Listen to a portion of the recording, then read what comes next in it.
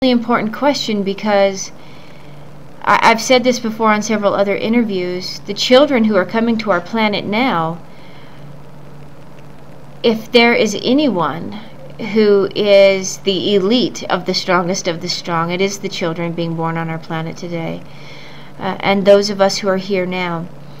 The parents of these children are actually the most amazing, because we literally have to go from thinking and being in the world that is today into knowing that something must change, into knowing that we must provide something else for our children, because these children who are coming are of a higher energy. They are literally gifted in ways that children before them have never been. And so yes, we are dealing with very, very special children who can see, who can hear, who are very close to the other side.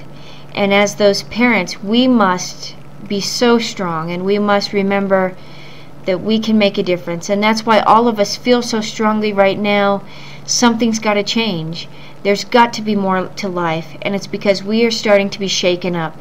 We're starting to remember there has to be more than this. We have to remember our hearts. We have to be the ones to bring about the change, so that these beautiful indigo children, these beautiful blessed beings, can then live the change. But they cannot live the change and be the change until we change it. We are that stepping stone. We're the in-between generation who has to say, no more.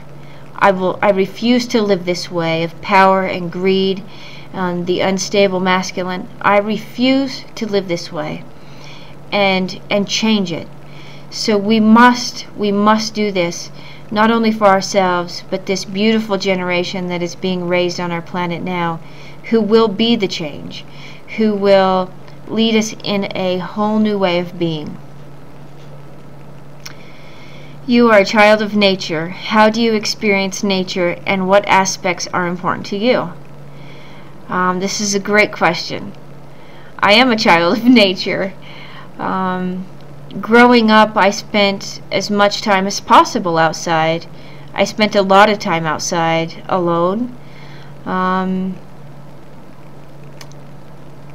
I started learning things at a very young age. At first, I thought it was totally normal. Then coming back into town after spending a couple weeks outside, I learned what I was seeing and what I was hearing and what I was tasting was not what the other kids were feeling, tasting, and hearing.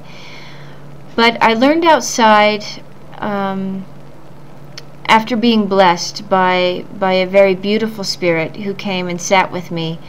I woke up the next morning to a new world, and I could literally see dots, is what I used to call them, my dots. But there was color in everything, moving, vibrant color, little specks. The best way I could describe it is if it's raining or snowing outside and the light hits and reflects off of all those snowflakes, that kind of shimmering that you see. I see this within everything that is alive. From the smallest blade of grass to the elk or the deer or the trees, everything is alive, and everything has a spirit, and everything has this energy within it. Something else very fascinating started happening. It's very normal to me, and I'll try to describe it.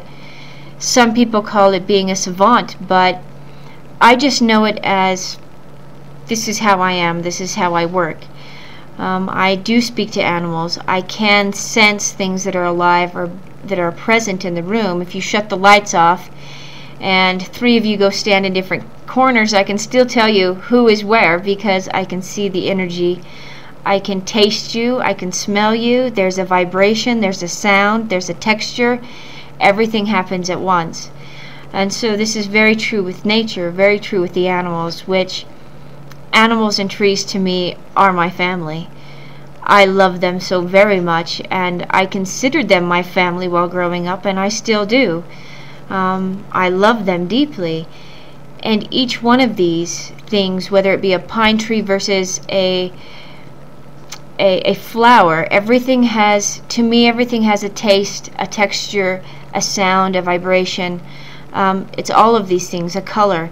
And so if I am driving down the road, I will get a sense that something is near the road. I pay attention to that taste, texture, color, sound, and I can know, is this a deer, or is this an antelope, or is this a rabbit? All of these senses will tell me what it is, what sex it is, how far off it is, and I can feel the emotion of animals. And so, yes, I am definitely a child of nature and the wild, and I love it deeply, and I have some sort of knowing that is just inside of me. It's just my world. Which is my favorite animal? Oh, that's a loaded question. That's a tough one. I love all animals deeply, and so that's a tough question, but there's an animal that is very, very special to my own heart, and that's the great horned owl. I have had a great horned owl in my life since I was very, very young, say 4 or 5 years old.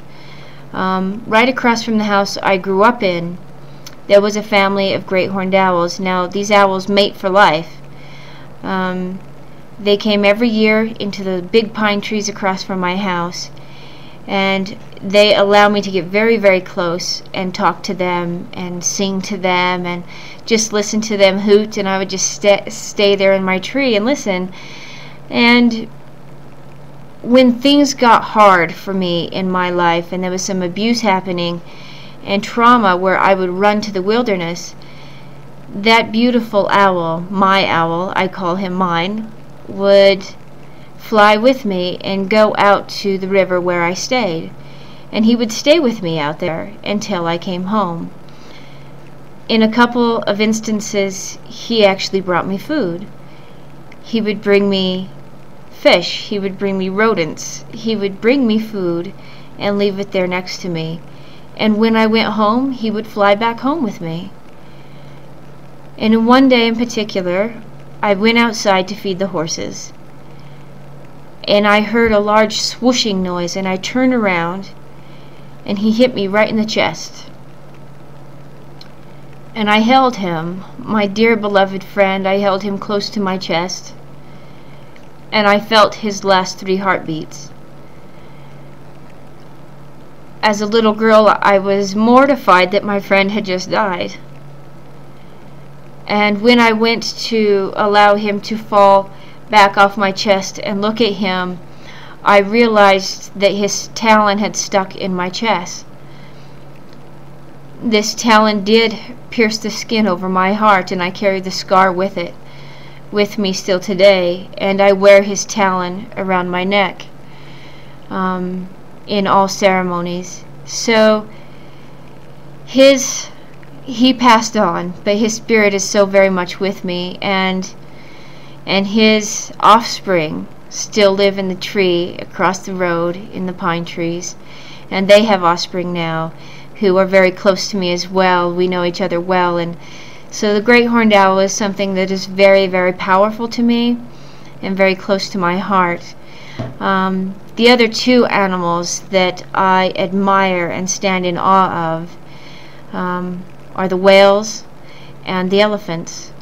These 2 animals, literally, the land animal, the elephant, and the sea creature, the whales, literally have a higher vibration, a higher energy than any other living creature, including ourselves.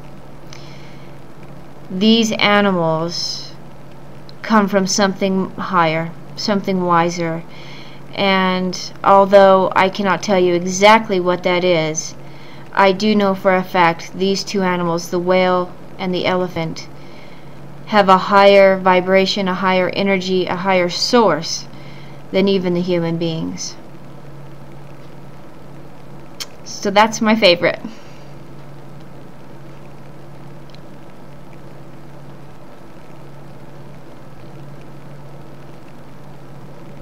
Can you show it to the camera what you have around your neck? Well, I can show you my medicine pouch. This was given to me when I became a shaman. I carry it with me. I don't do ceremony without it.